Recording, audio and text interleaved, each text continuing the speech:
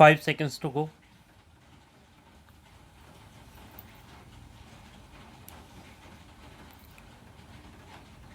Start. Since the first summit in 1961, our movement has registered many achievements to its credit.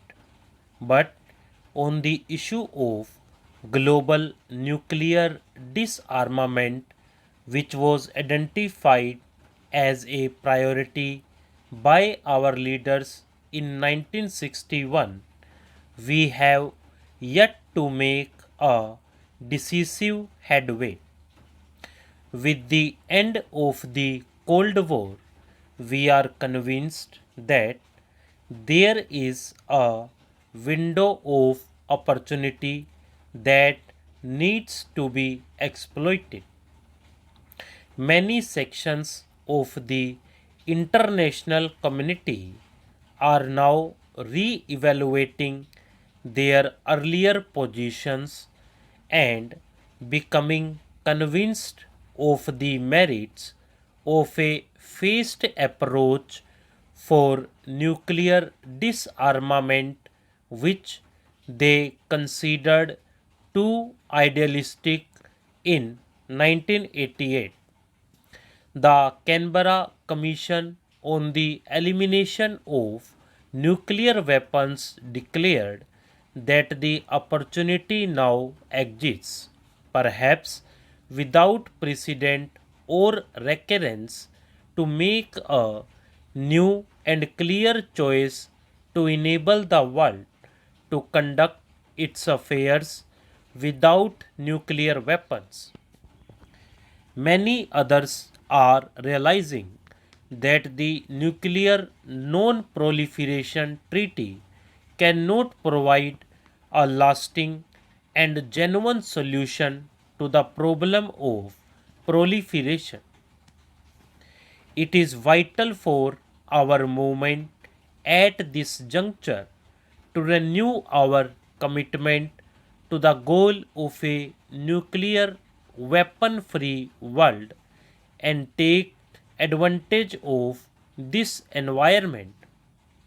Many of us have called on the basis of the document adopted at the Canberra summit for multilateral negotiations leading to an early conclusion of a nuclear weapons convention prohibiting the development, production, testing, deployment, stockpiling, transfer, threat, or use of nuclear weapons and providing for their elimination. India's recent nuclear tests took place in a geopolitical environment where our security was becoming ever more threatened by the overt and covert nuclearization of our neighborhood. We do not, however, believe now any more than we ever did before that nuclear weapons are here to stay. On the contrary, if the established nuclear weapon states agree to negotiations to abolish nuclear weapons, we will be the first to join. Today, I urge them, as India has urged them so many times before, to join us in the non aligned movement in negotiating a nuclear weapon convention through which we can eliminate this last category of weapons of mass destruction. This movement, in keeping with its long standing commitment, is issuing a historic call today for safeguarding our future. Let us pledge that when we assemble at the next summit in 2001, it will be able to welcome the collective decision that nuclear weapons shall not cast their shadow into the new millennium.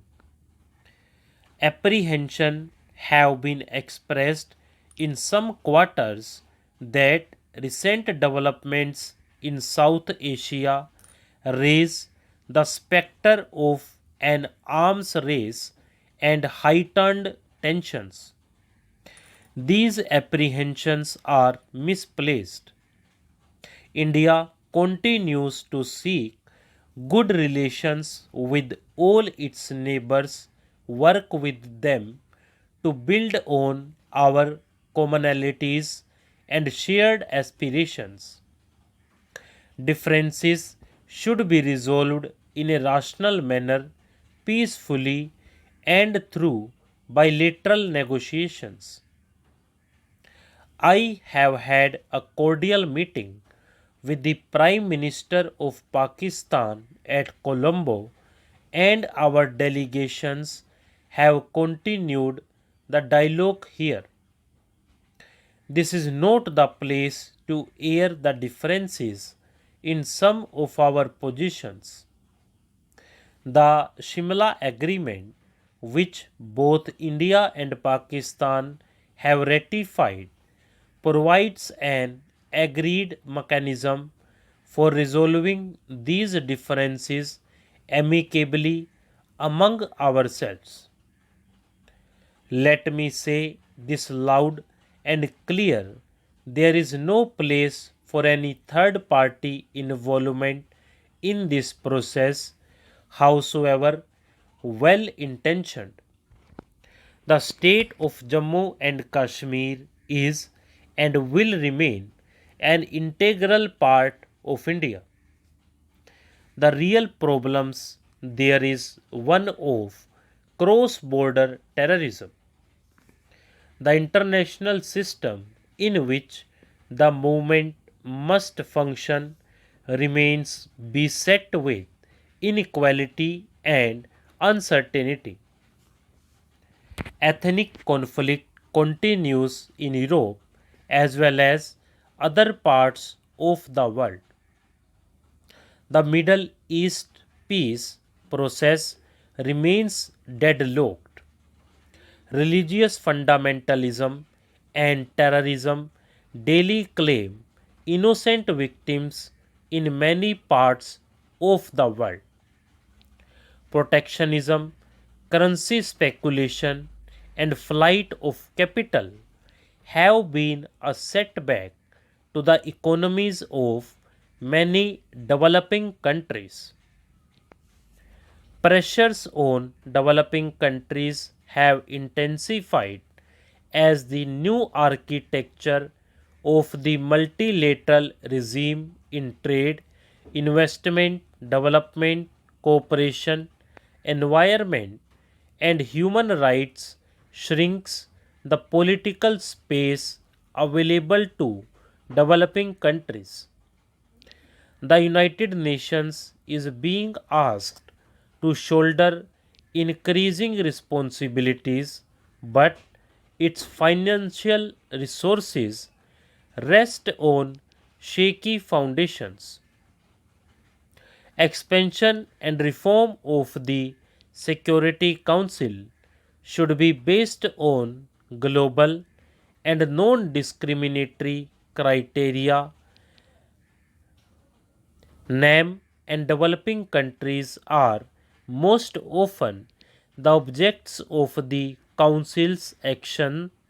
They must have a role in decision making in the Council on the basis of equality.